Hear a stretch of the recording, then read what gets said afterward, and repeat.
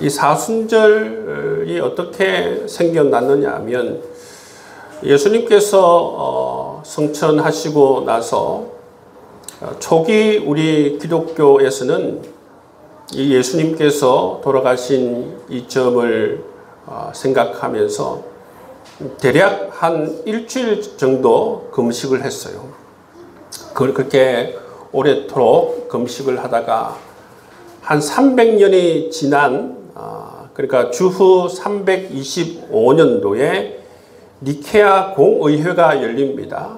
니케아 공의회에서 결의한 내용이 뭐냐면 우리가 예수님께서 부활하신 이 이전 40일 동안 금식으로 기도하자. 그렇게 결의가 되어서 그러니까 주후 325년 이후부터 이 사순절이라는 제도가 생겨나서 그 뒤로부터 이제 사순절이 지켜지게 되었는데요.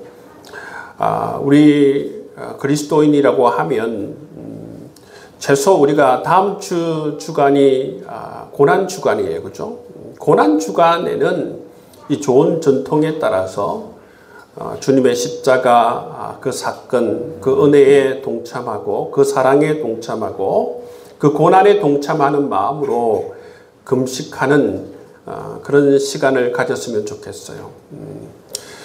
여러분 40일 동안 금식하는 건 사실 뭐 힘드신 분들이 많으니까 최소한 우리가 고난주간이라도 한 끼 정도 우리가 금식하면서 예수님의 고난에 동참하면 그리고 함께 또 주님의 사랑을 깊이 묵상하고 주님을 따라가면 우리에게 특별한 하나님의 은총이 임하리라 믿습니다.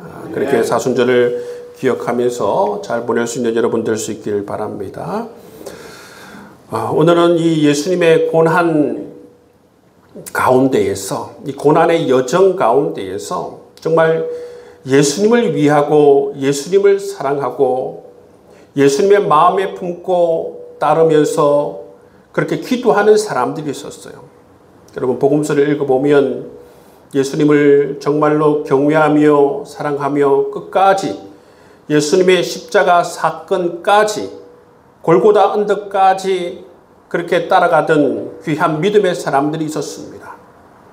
그와 반대로 이 예수님의 이 고난의 여정 가운데에서 반대편에 서서 예수님을 죽이려고 한 그러한 인물들이 있었죠.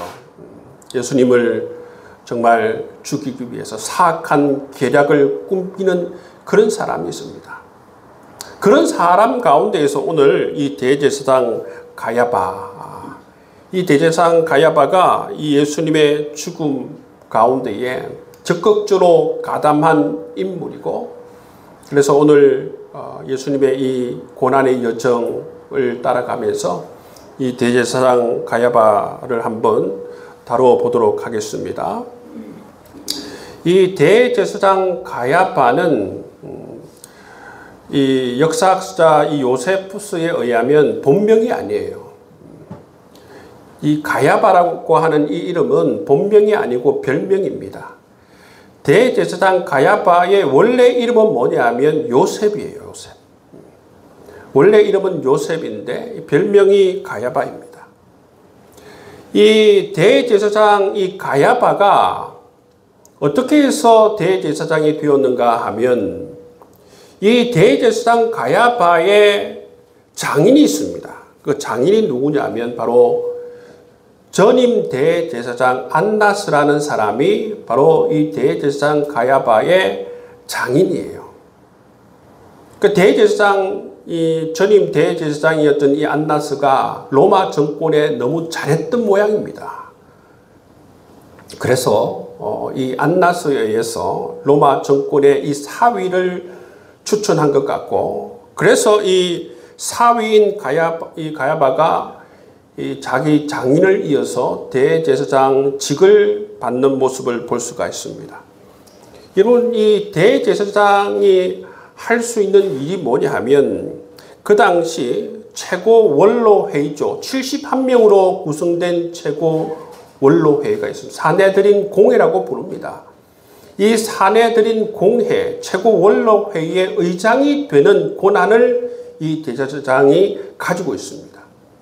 그래서 여러분, 그 당시 이 최고회의가 어떤 기구냐 하면 모든 입법과 사법과 행정의 모든 권력을 가지고 있는 최고 권력 기구가 바로 이 사내들인 공회예요.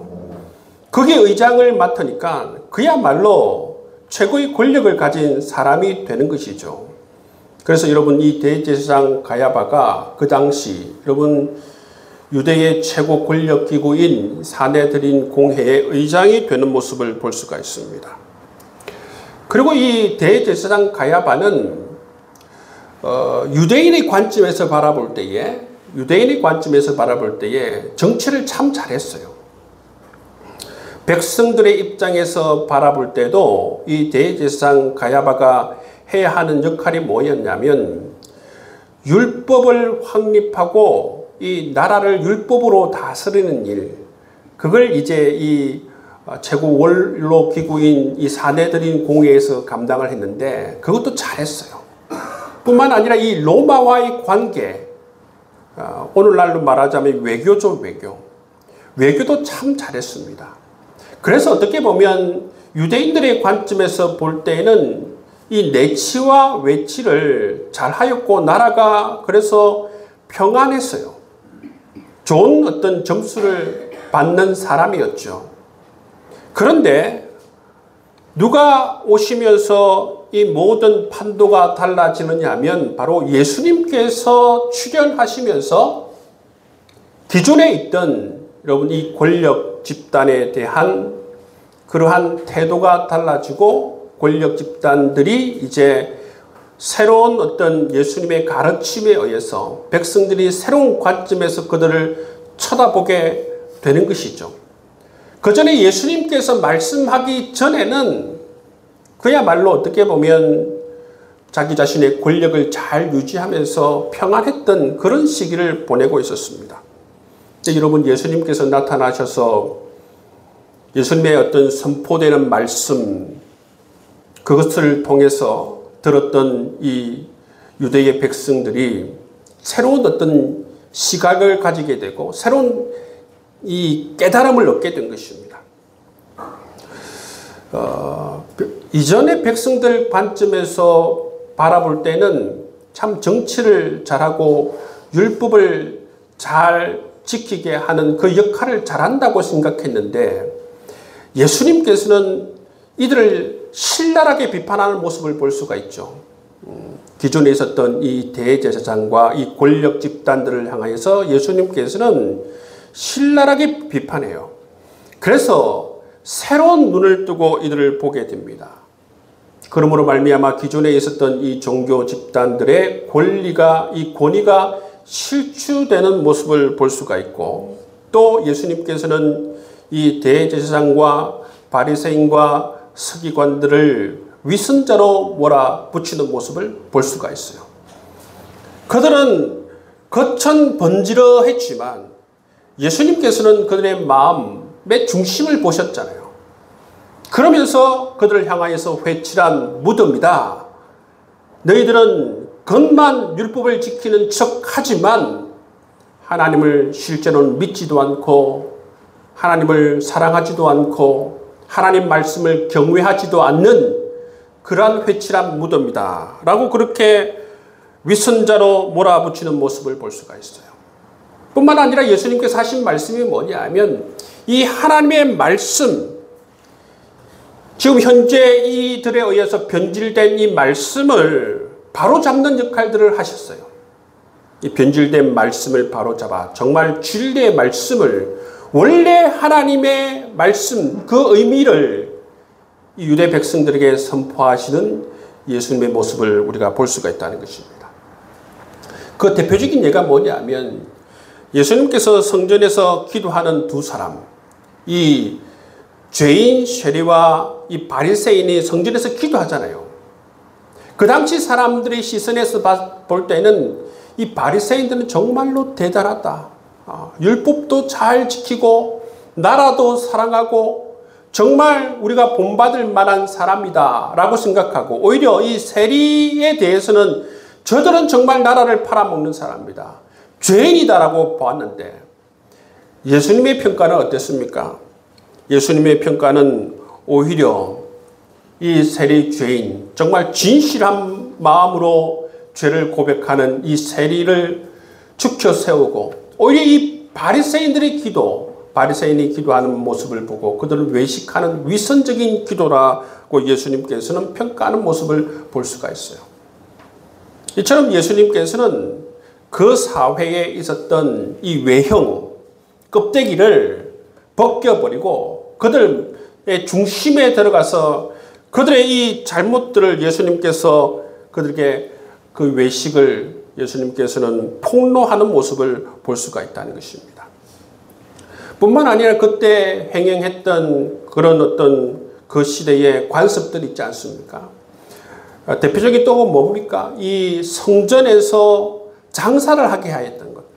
성전에 들어와서 돈을 바꾸게 하고 성전에서 비둘기를 팔게 하고, 그때 그 당시 사람들은 자기들이 편리하니까 그냥 이 대제사장이 용납해 주니까 그렇게 해도 되고, 사람들은 거기에 대해서 그렇게 민감하지 않았어요.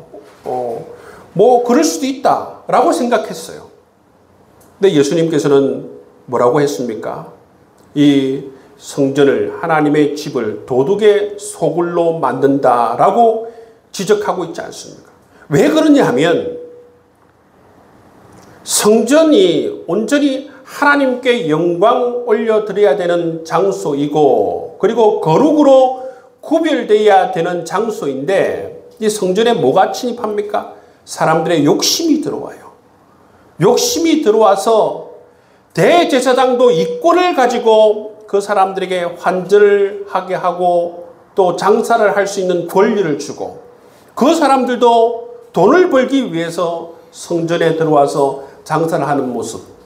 그래서 그야말로 여러분 이 이권과 도둑의 소굴로 만드는 이것을 예수님께서는 꿰뚫어 보시고 지적하시는 모습을 볼 수가 있어요. 그런데 그 당시 사람들은 그것을 민감하게 생각하지 않았어요. 우리가 그냥 편리하게 여기에서 돈도 바꾸고 또 제사 지낼 수 있는 그런 용품들도 사고 비둘기도 사고 편하다, 그 정도 생각했는데, 예수님께서는 이 성전이 어떠한 곳인지 무엇 하는 곳인지를 말씀 그대로 잡아가시는 모습을 볼 수가 있다는 것입니다.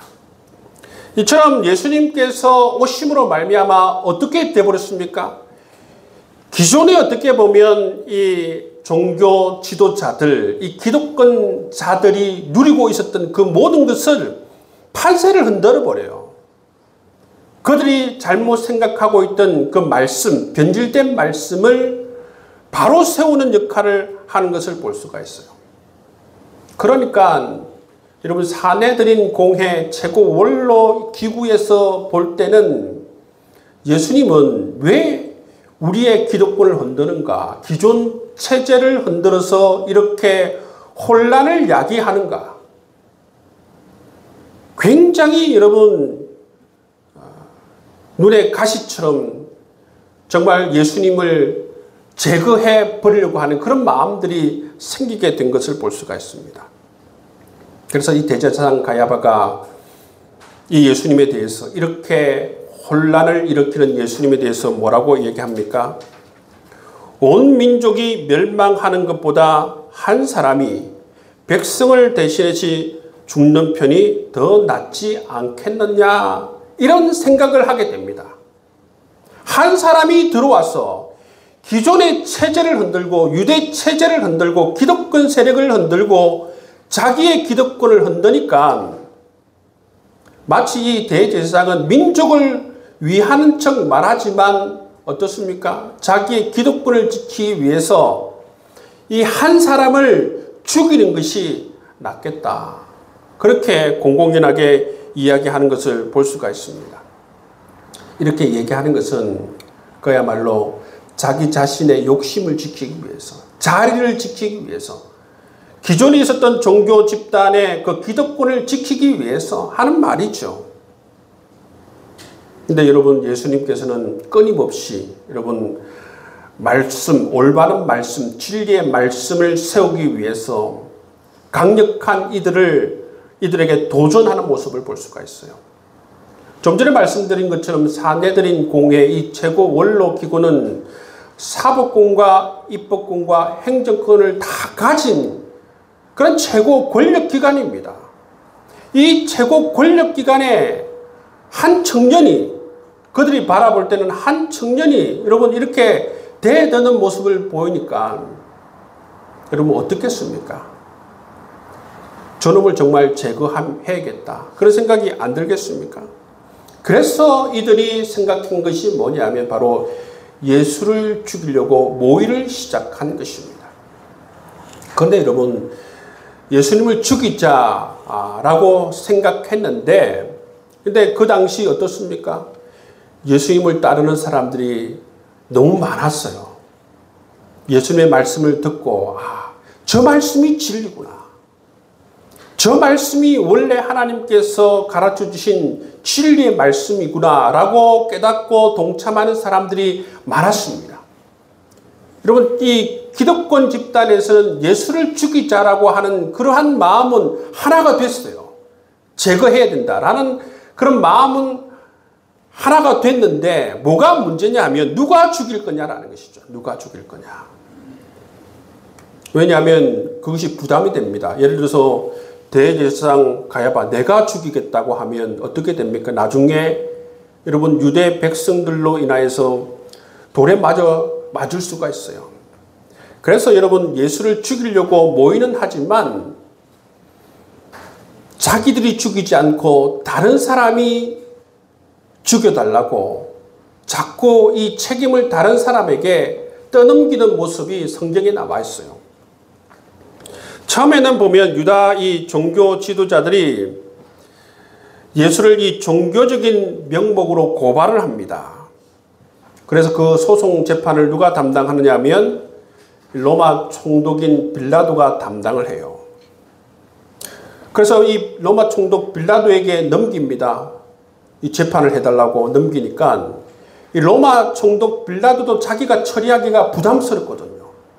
그러니까 뭐라고 얘기합니까? 이 문제는 유대인의 종교적인 문제이므로 자기가 처리할 수 있는 권한이 없다라고 하면서 다시 이 사건을 사내들인 공회로 미룹니다. 넘깁니다. 그러자 이 사내들인 공회가 뭐라고 합니까? 자기에게는 사형을 언도할 수 있는 그러한 권한이 없다라는 핑계로 또다시 이 로마 총독인 빌라도에게 또 넘깁니다. 그러다가 이 문제가 누구에게 넘어가느냐 하면 바로 헤롯 왕에게 넘어갑니다. 헤롯 왕에게 넘어가니까 이 헤롯 왕고 이것이 부담스럽거든요. 내가 이전에 세례 요한을 죽인 그러한 전철이 있다. 다시는 그런 전철을 내가 밟고 싶지 않다. 그러한 이유를 대면서 또 누구에게 넘깁니까? 로마 총독 빌라도에게 또 넘깁니다.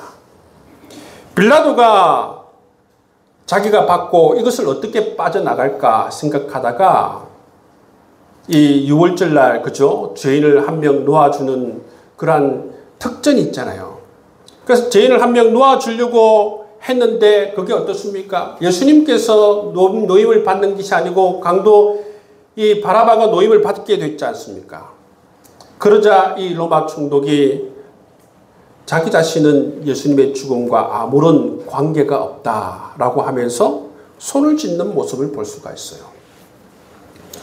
이처럼 여러분, 예수님을 죽이는 과정 가운데에 참여했던 사람들은 하나같이 자기의 기득권을 지키고 자기의 권력을 지키기 위해서 다 혈안이 되었지만 모두가 다 이 정치적 부담과 책임을 지려고 하지 않는 이런 비겁함들을 우리가 예수님을 죽이는 과정 가운데서 볼 수가 있습니다. 여러분, 이처럼 여러분 예수님을 죽이려고 한 사람들 보면 자기의 야욕과 욕심, 기존의 체제를 유지하려고 하는 데는 혈안이 되어 있음에도 불구하고 아무도 여러분 이런 책임을 지려고 하지 않는 그러한 자세, 이런 비겁함들을 가지고 있는 모습을 볼 수가 있습니다. 뿐만 아니라 여러분, 이 대제사장 가야바는 굉장히 정치적인 사람이고 매우 계산적인 사람이라는 것입니다. 이 유대 종교 지도자로서 이 대제사장 가야바는 항상 누굴 눈치를 봤냐면 로마에 대해서 눈치를 굉장히 많이 봤어요. 하나님의 말씀이 이끄는 대로 판단하는 것이 아니라 로마가 원하는 것이 뭔가. 왜냐하면 로마가 자기 자신의 목줄을 가지고 좌지우지하니까 로마가 원하는 것이 뭔가. 거기에 늘 눈치를 보고 자신의 모든 판단을 하며 자기 직위를 유지해 온 인물이기도 합니다. 이처럼 여러분, 이 대제사장 이 가야바는 이처럼 정말 정치적인 사람이고 계산적인 사람이라는 것을 알 수가 있습니다. 뿐만 아니라 예수님을 신문하는 과정에서 어떻게 합니까? 거짓 증인을 내세워요. 거짓 증인을 통해서 예수님께서 십자가에 못 박히도록 그렇게 조장하는 모습을 볼 수가 있습니다. 그리고 예수님을 신문하는 과정에서 예수님께 묻지 않습니까? 네가 하나님의 아들이냐 묻습니다. 이 묻는 의도가 뭐냐 하면 하나님의 아들이다라고 하면 예수님을 신성모독죄로 고발하기 위해, 여러분, 신성모독죄가 되어야만이 죽일 수가 있거든요. 여러분, 대제사장 가야바는 그러한 어떤 의도를 가지고 질문들을 던지면서 결국 예수님을 십자가에 그렇게 죽게 하는 그러한 일에 앞장선 인물임을 우리가 볼 수가 있습니다. 그런데 여러분, 나중에 보면 예수님께서 죽으시고 나서 이 성령이 임한 이 베드로와 요한이 여러분, 이 사내들인 공회에 잡혀와요. 그 앞에 섭니다. 대제사장 가야바 앞에 서요. 근데 그때 이 베드로가 거기에서 뭐 합니까? 거기에서 바로 이 십자가 사건에 대해서, 복음에 대해서 전합니다. 내가 이 갇힌 것 외에는 너도 나처럼 되기를 원한다. 베드로가 그러한 복음을 전하는 모습을 볼 수가 있어요. 이 대제사장 가야바는 정말 예수를 죽임으로 끝난 줄 알았는데, 나중에 여러분, 다시 베드로가 이 사내들인 공회 앞에 섰을 때는 모든 것이 역전이 된 모습을 볼 수가 있습니다. 죄수로 잡혀온 이 베드로가 오히려 이 대제사장 가야바 앞에서 복음을 전하는 그러한 모습을 볼 수가 있고, 끝내 이 대제사장 가야바는 역사의 뒤안길로 사라지고, 대제사장 가야바가 역사의 뒤안길로 사라진 이후에 어떻습니까? 이 복음은 예수님께서 십자가 사건을 통하여서 여러분, 우리에게 활짝 열어준 이 생명의 길, 모든 사람들이 하나님의 백성이 될 수 있는 이 길, 다시 살아날 수 있는 길, 이 열어주신 이 복음이 땅끝까지 이르러 그렇게 여러분, 생명이 전해지는 귀한 역사를 일으키는 모습을 볼 수가 있습니다. 여러분, 대제사장 가야바는 자기의 기득권을 지키고, 여러분, 자기의 자리를 지키고 자기의 욕심을 위해서 예수님을 죽였어요. 근데 결론은 뭐냐? 여러분, 결론, 그 역사를 바라보면 이 대제사장 가야바는 역사 속에서 쓸쓸히 정말 불명예스러운 이름을 남기고 퇴장하는 모습을 볼 수가 있고, 반면에 여러분, 이런 종교 지도자들의 그 기득권에 의해서 죽임을 당한 예수 그리스도의 이 십자가 사건은 오히려 생명의 역사를 낳고 이런 모든 사람을 살리는 그런 복음의 길, 여러분, 은혜의 길을 열어주시는 것을 우리가 볼 수가 있는 것입니다.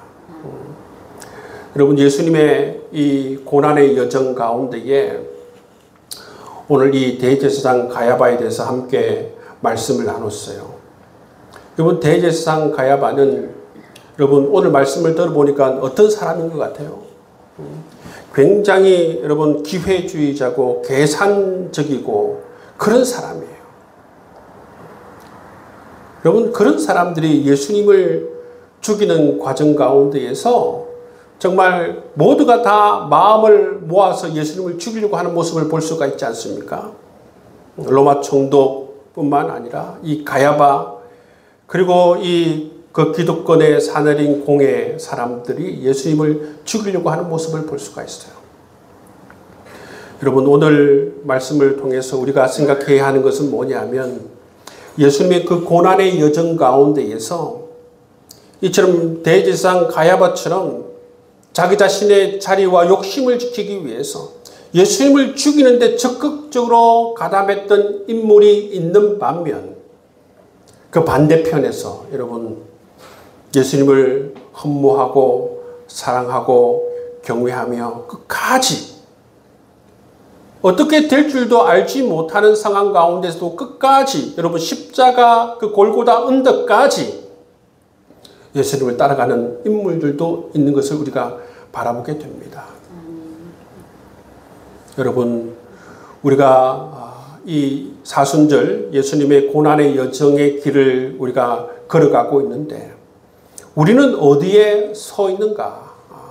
하나님께서는 우리가 어디에 서길 원하시는가? 오늘 말씀을 통해서 우리에게 묻고 있다는 사실을 기억할 수 있는 저와 여러분 될 수 있기를 바랍니다. 여러분, 우리는 부디 오늘 말씀을 들으시고 정말 예수님께서 원하시는 길에 서 있는 저와 여러분 될 수 있기를 바랍니다. 자기 욕심에 여러분 침착하게 되고 또 여러분 자기 자리를 지키게 되고 세상의 성공에 모든 여러분 집착을 하게 되면 어떻게 되는가? 예수님의 길을 따를 수가 없습니다. 하나같이 그렇습니다. 여러분, 가야바뿐만 아니라 로마 총독 빌라도도 자기의 욕심 때문에 예수님을 버린 사람들 아닙니까? 여러분, 우리가 정말 다른 그 무엇보다도 우리 예수 그리스도를 사랑할 수 있는 여러분 될 수 있기를 바랍니다. 내 생명보다 내가 가진 모든 것보다 그 무엇보다도 주님을 사랑하며 신뢰하며 이 사순절 기간 주님을 따라감으로 말미암아 정말 하나님께서 보기시에 정말 아름다운 하나님의 사람으로 그렇게 불려줄 수 있는 여러분 될 수 있기를 주의 이름으로 축복합니다.